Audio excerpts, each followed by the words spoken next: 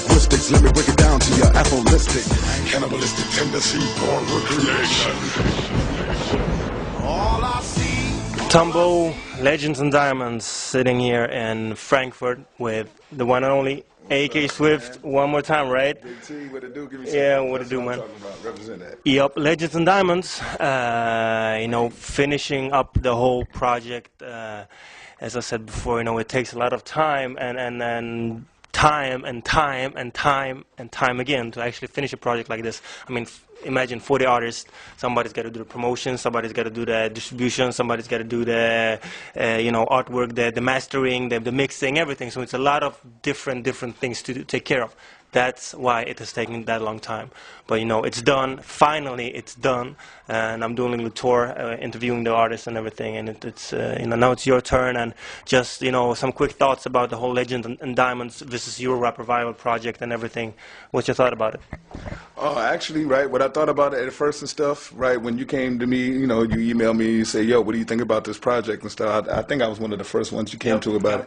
And I was like, sounds good, about time, actually, you know what I'm saying? Because for a long time, a lot of artists, you know, they get together and they were like, yeah, let's do something, let's do something, let's do something. 9 out of 10, right, it works. Then you also have to flip it around and go 9 out of 10, it doesn't work and stuff, right? Sometimes you have to put it in the perspective of a full project like you did, right? And when you approached me with it, it was without a reasonable doubt, I said yes. You know, I'm not going to say no to something like that, right? Because it's, you know, it's good for T music, it's good for my career, it's good for the careers of all the artists, right, that's been out there doing their thing for the longest and also struggling. You know, the whole business has changed up with MP3 downloads and whatnot and stuff like that. So, you know, we trying to get back where we belong and what we deserve to be at. Where we, I'll better say where we deserve to be Music at. from the heart, from the soul, right? Exactly. Poetry. Exactly. You know, and then when you came with the Euro Rap Revival idea and stuff, at first I was like, okay, good first pitch. You know what I'm saying, for it. And then later on when you came with Legends and Diamonds, I was like, Dad said. Yeah.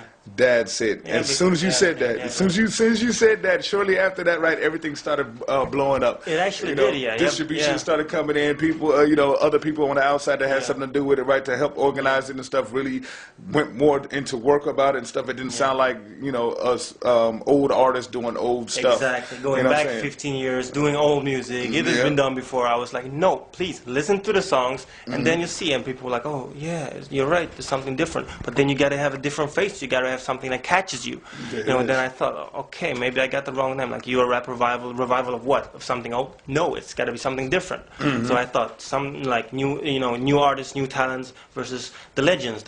And what do you call them? Talents. You call them, you know, unpolished diamonds. Legends, diamonds, boom. There it is.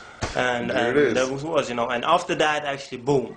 The companies contacted us, you know, we made a brand new website with Flash and everything, and then now I'm, you know, going around interviewing you and doing some professional photo shoots, and everything just feels like it has taken time, but it was a purpose. Yeah, it's finally coming through, finally, because it's been a while. I'm not going to say how long we've been working on it and stuff like that, but, you know. Years. Okay, so he's going to tell on himself. Yes. And stuff. I didn't want to do it, man, so he's going to tell on himself and let him tell on himself then.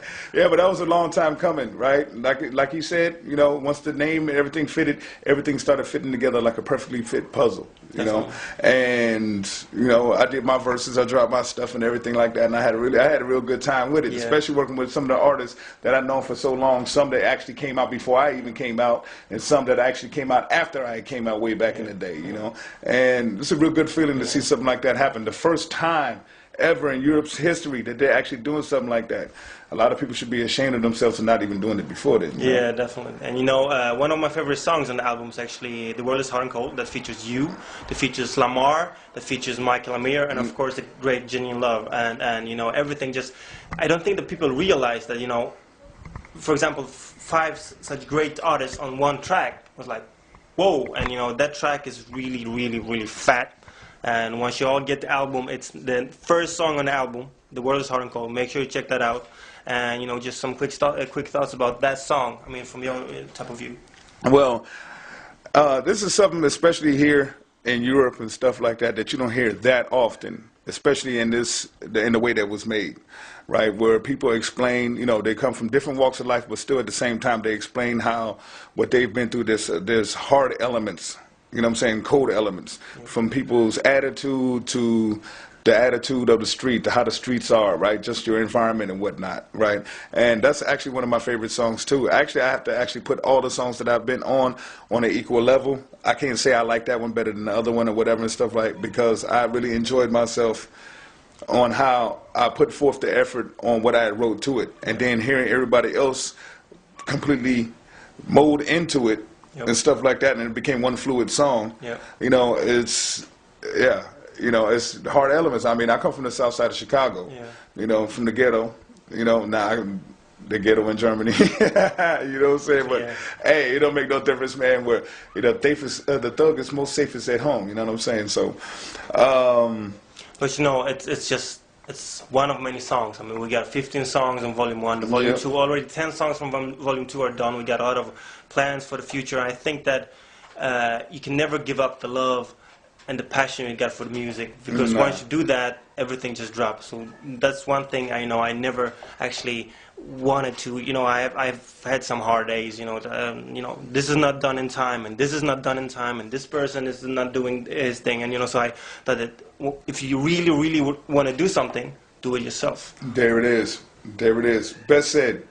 Best said. And you know, young man, I had to give him credit, man. He went and put in some work, man. I'm like, go ahead, man, shoot. You know what I'm saying? He's like, I'm gonna do this, I'm gonna do this, do this. And when he said he's gonna do it, he did do it. As much as it stressed him out, and sometimes you used to see his face, he had luggage underneath his eyes, man, because he couldn't sleep for days without turning anything. White, even more white. Everything, you know, so. But you know, it's done, and it's actually a good feeling inside, and that, you know, the music gets out there. That's the purpose with it. And you know, so on legendsanddiamonds.com you will see all the pictures, you know, everything, how you can buy the album, and interviews, and you know, merchandise coming up. And so, you know, just to sum up this little interview, what are your hopes for the project in terms of the future?